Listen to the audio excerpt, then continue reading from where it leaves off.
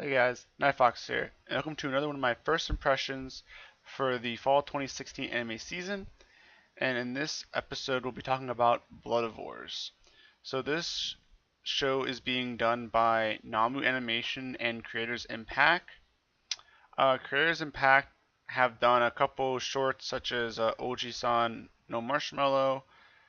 They're doing what Bernard says, I believe. That's short that's coming out. That's this season, and a few more shorts. Namu Animation, excuse me, has only done Bloodivores and then Hitori no Shida last season, since they're both from Chinese sources. So let's get into a quick synopsis before I tell you what I think about this show. Alright, so essentially, 60 years ago, there was a disease that caused insomnia in a bunch of the population. They got vaccines for them, but what happened is the vaccine turned people into vampires. There was a war between the vampires and the humans. Humans won, but now vampires still live among them, known as Bloodivores.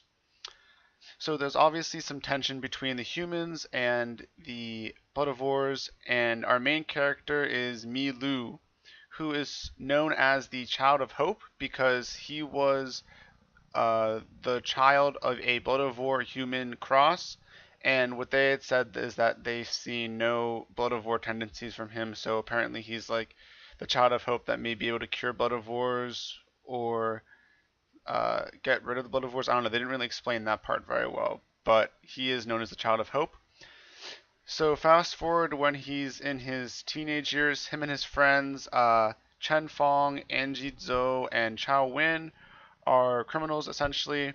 The show opens up with them robbing a bank to find, I believe, Milu says files about his mother. I'm not 100% sure on that though. So they're holding all the people at the bank hostage to get these papers, and they end up getting captured by the police, and they get charged with death because apparently someone ended up killing all of the people in the bank, and the police captured them, so they suspect that him and his friends were the ones that killed all the people in the bank. So they're sentenced to death. What happens is they don't actually get killed. Instead, they get sent to this warehouse facility with a bunch of other Bloodivores, told they're supposed to survive, and then monster attack them. And that's pretty much where the show goes from. So let's get into my comments about this show.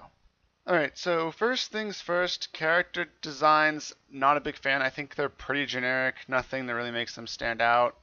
In terms of animation, like I said before, same crew that did Hitori no Shida last season, so the animation is not that great. There is some wonky shots and such, so it's not fantastically animated. One of my biggest issues with this show is that it doesn't really seem to know what it is, because it's sold as like an action kind of adventure show, but it's totally acting and setting itself up like a mystery, especially with the framing, how they were framed with all the deaths of the people in the bank, and now how they're turned into this warehouse and just told to survive. It has a lot of mystery elements in it, but it's not a mystery show. Like, it has those elements, but it's not moving along the way a mystery show should. It really is progressing along like an action adventure show would, but they're throwing in all these mystery elements. So to me, personally, it just seems like the show's really confused and doesn't really know what it is and what it needs to do, honestly.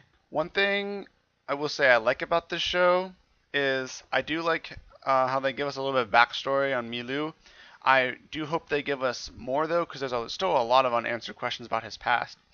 Most notably, we meet his father in the first episode, who is a big like top dog in and I guess a Bloodivore control department. I'm not sure, they call it the BST. He's like one of the top dogs in there.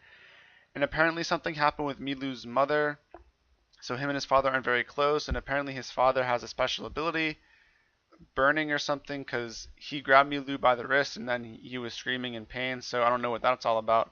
So I really want more backstory than what they've given us so far, so we can really get an idea of what's actually going on here. And another thing is I'm just not really drawn in by the plot. I mean, it's very thin. There's not like a really big concrete plot. I mean, it's pretty much they've been thrown into this warehouse thing and told to survive, and that's pretty much it. They haven't really given us anything else to really give us a plot. So there's nothing for me really me to grab onto, and the characters, in my opinion, aren't strong enough for me to latch onto them and help and have them help me move through this show either. So at this point, I really don't have a plot and I don't have strong characters, so I don't really know how I'm supposed like what I'm supposed to grab onto this show to make me enjoy it.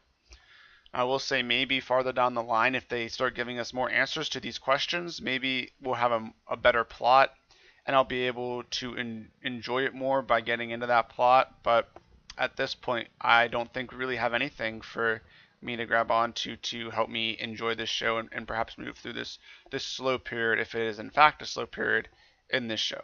So I'm not really excited that much for this show. It's definitely one of my bottom shows for this season, unfortunately.